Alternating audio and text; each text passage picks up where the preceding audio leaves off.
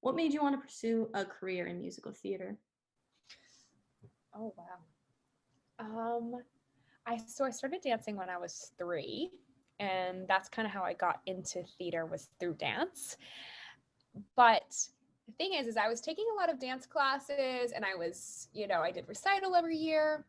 And then as I got older, I started to realize that dance really is just storytelling with our bodies.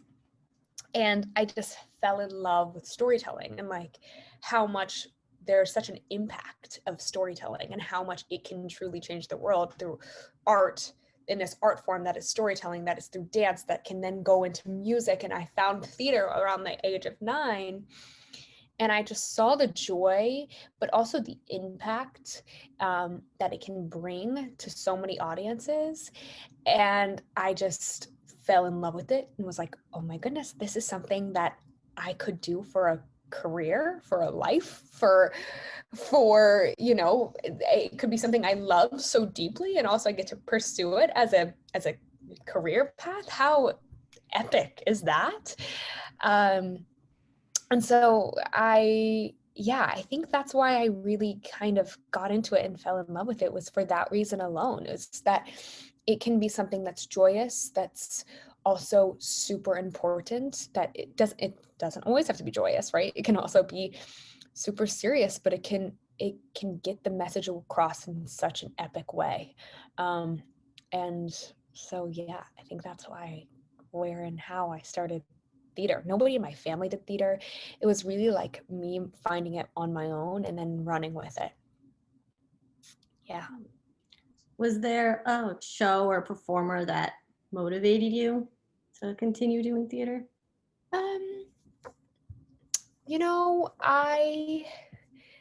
I did Susical when that was my first musical, was Susical, and I was 9 years old, and I was an equity performance in Utah, and so a lot of the actors came from New York. So all of them, I mean, I just remember them kind of, they were the ones who did tell me, they're like, this could be a career, you can do this for a life.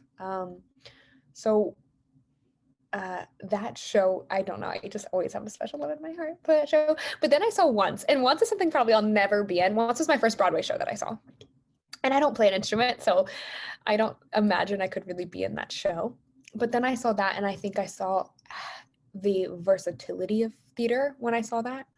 And so it was a kind of a really amazing first show to see. In my same trip, I saw Once, and I saw American Idiot. And it was just like, theater can be so many things. And so there wasn't really one performer or one show. It was just like the epicness of it all. I mean, so I don't really know if there's exactly just one. You've done a couple of regional shows throughout your career. Would you say you have a favorite one, or one that was the most rewarding to be in? Yeah, I worked at the Muni, and I did Jesus Christ Superstar. And it was a dream of mine to work at the Muni, and it was just such a fun show. It was, and the cast was just epic, and that theater was just so cool. But it was a really, really fun show to do. It was a friend of mine, John Rua, his choreography, and it was just like this new, innovative version of Jesus Christ Superstar that I've never seen before. So I think that's one of my fave ones, and I have many friends from that show that are still some of my dear friends today. So you made your Broadway debut in the Prom. You were a vacation swing. So the first time you ended up having to go on, what was that like? So as a vacation swing, oftentimes, especially with my first performance, I had known, because sometimes with swinging, you don't know what you're going to do that day, right? Like, it's just kind of, you show up and it's like, this person's out, and you do that, right? But as a vacation swing, I knew that this one woman had a vacation scheduled. So I knew I was going to go on for starting on that Tuesday for her to go on for that track. And this particular track, if you know the show, it's the one that leads the wedge. it's also they have the wedge in the movie as well, if you've seen the movie, and it's set in Tonight Belongs to Us, and it's one female goes to the front of the wedge and just starts busting out, and then everybody follows.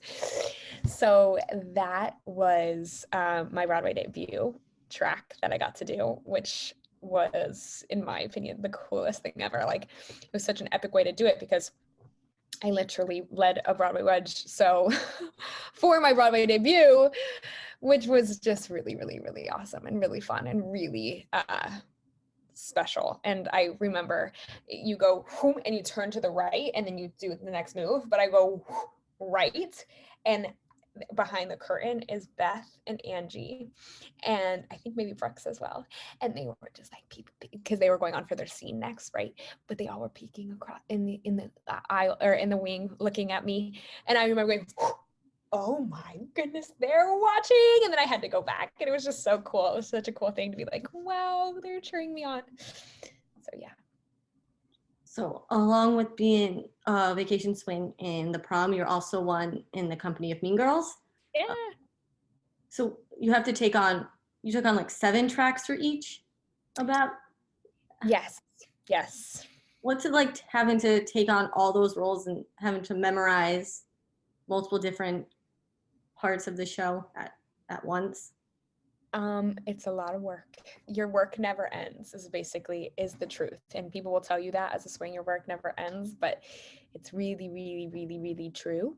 If I was not on stage, which I was on stage a ton, especially in Mean Girls, if I wasn't on stage, I was backstage learning my next track, or once I knew all of my tracks, I was constantly reviewing, because it's like sometimes, I did one track, I hadn't done it for 6 months, and then, oh, that girl's out, we need you on for that girl. So it's like, okay, now I got to refresh my memory of that person, right? Got to go back and do all that. So yeah, it's just truly constantly reviewing harmonies, reviewing dance steps, reviewing set piece moves, reviewing everything. We spent a lot of time in the lobby reviewing and just like hearing the music and running through a track from start to finish with the show as the show was going on. Yeah. Did you have a favorite track to perform in the Prom or Mean Girls? Was there one that you were most excited when you could go on and do it? In Mean Girls, my favorite track, I think, was the Caitlin Cousin track. She was the one who had she had a lot of lines that were straight from the movie. So she had the line that someone wrote in that book, that whole line. I won't finish it, kind of is a little naughty, but that was one of the I loved that one because she just was a very chatty girl, that character, and it was a lot of like straight from the movie, so people would go crazy about that one. But I also played Danny DeVito a lot, and I really liked playing that track a lot. It was really fun. So I would say those two are my favorite, and then for that show, and then honestly, playing Shelby or Kaylee in the Prom was really fun too, because they got to have little features, but all of them were equally as fun. In 2020, you and a few other ensemble members from different Broadway shows were on the Ensemblist must watch list. Yeah. What was that feeling like to receive that kind of honor? Because ensemblists are kind of known as, like the underdogs of Broadway. Yeah. What was that honor like? Oh my gosh, it was cool. It took me by surprise for sure. It was a very, very nice treat to kind of just fall in my lap. Yeah, I don't know. It was very, I think I love that page because I do love the way that they support ensemblists and support, kind of represent us. And so it was just a really special thing to kind of be a part of with some really, really, I was alongside some really, really wonderful performers. Do you have any dream roles you would like to play one day? Oh, that's a good question. I know everybody probably says this, but I would love to create my own. I think it'd be so fun to be able to originate something. But if I weren't to originate, I'd love to be Princess Anna in Frozen. I think that'd be really fun. Um, or like Girl Scout and Beetlejuice is like, I think being a Beetlejuice would be so fun. I love that show so much. Um, yeah, I think those are my two ones that are. So as we all know at this point, Broadway is set to open Yeah. in September. And we've seen a lot of people in the industry advocating for a little bit of change. Um, if you would like to comment on it, what is something you would like to see change in the Broadway musical theater industry? Oh my goodness. Um, yeah, I mean, I think, you know, I think representation, truly first and foremost, so that in all forms is top of my list, so that it could be this wonderful, fruitful cast that shows whomever comes to see it that they could be up there as well. That including races, including disabilities, including, sizes, all of it. I think that is genuinely the top of my list. And then the next thing for me would be making sure that every work environment is safe for everyone in many different ways. Making sure that people's voices are heard when they speak out is really, really, really important to me.